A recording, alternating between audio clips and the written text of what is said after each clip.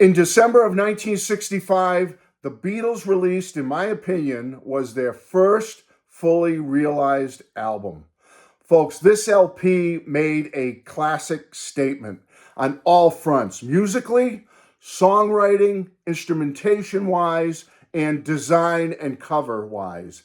This was the one. This is the album that was the early clue to the new direction, in my opinion. And that album is Rubber Soul. Hello, everybody. I'm Matthew Street. Welcome to my channel, and welcome to another edition of the Beatles Album Spotlight Series. Today, folks, we're going to mainly be covering the US version of Rubber Soul. Now, although I love the UK version, which has 14 tracks on it, and I do love the cover design of the British version with the orange Rubber Soul, the US version is the one I grew up on, folks. It is the one that set me ablaze, as it were, and I'll be talking about my background with this album in a minute.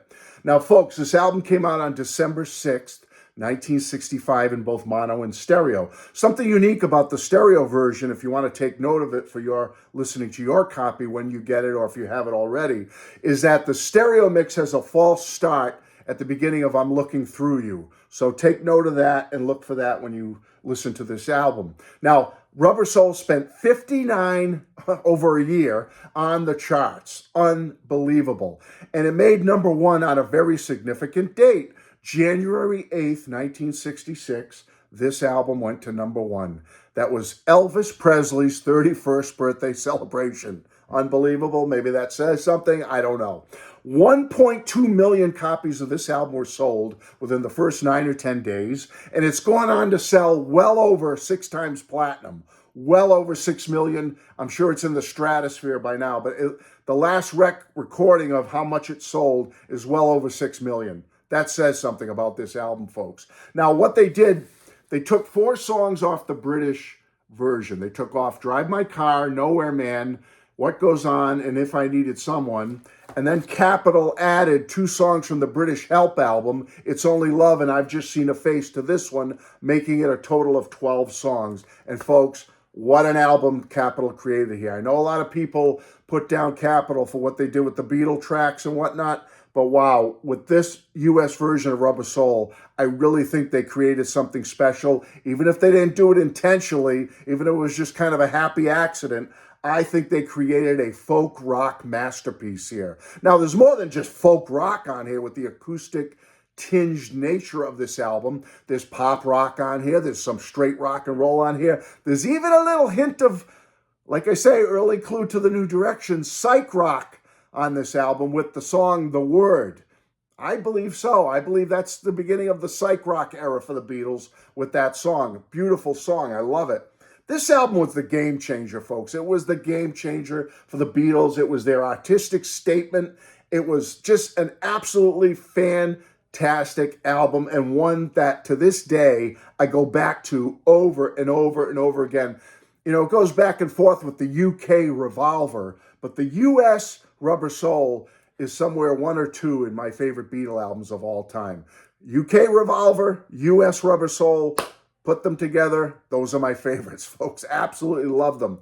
Now, how did I come into this album, this US version of Rubber Soul? Well, it was the late 60s, and my 3 older cousins, 3 boys, lived in Providence, Rhode Island. We used to go over their house all the time. They were older than me. I looked up to them. They were role models to me. They were into the Beatles. They had, they had the collectibles. They had posters, everything. They were one of the forces, along with my parents, that got me into this band. We were over their house one night. It was late 60s, so I want to say around 68 or so, approximately 68. And my youngest cousin, who's 2 years older than me, handed this album to me. He said, look at this album. Because at the time, this image, the whole design of this album, the look of the Beatles on the cover, and the images of the Beatles on the back, it was very, you have to understand, folks, it was very unique and very eye-catching for the time. We, as younger people, thought this was something. This was something different. This was something special. So he hands this album to me, and then he took the vinyl, which pretty much, if he had the mono copy, would have looked very similar to this, and the inner sleeve would have looked very similar to that. and he put it on their stereo. They had one of those big, long, like 5 or 6 foot long wooden stereos where you had the 2 speakers on the side, a TV in the front, the turntable on the top with AM radio. It was one of those big stereo consoles, looked like a giant piece of furniture. He put it on, and the sounds that came out, emanated from this album, were sounds I had never experienced or heard before. I'm gazing at this cover, I'm gazing at the back cover, and it's calling to me. I'm listening to the sounds of the album hit me as I'm looking at the images, and it just, to this day, folks, I'll never forget that moment with my cousin when he played this album for me for the first time. There's a lot of moments in the history of me with the Beatles and becoming a Beatles fan, but that is one I will always cherish. It's one of my top 5 memories of hearing Rubber Soul for the first time. It was the one that brought me in emotionally to the Beatles. Although I loved all their music prior to that I had heard, this was the emotional connection right here. The U.S. Rubber Soul for me as a U.S. fan. And it's helped me through some tough times before I leave you today. This album has helped me through some tough, difficult times. Whether it was a breakup with a girl back in the day in high school, I'd go to the U.S. Rubber Soul and it would soothe me. When I lost a friend who passed away over the last several years, won't get into that. It's kind of sad. I would go to this album and it would help me emotionally. When I've had sad times in my life or depression or depressive moments have hit me like they hit all of us, I've gone to this album and it's helped me, folks. So this album for me has had that emotional connection, that musical connection, that visual connection with me, and it's an album I will always love and cherish for the rest of my life.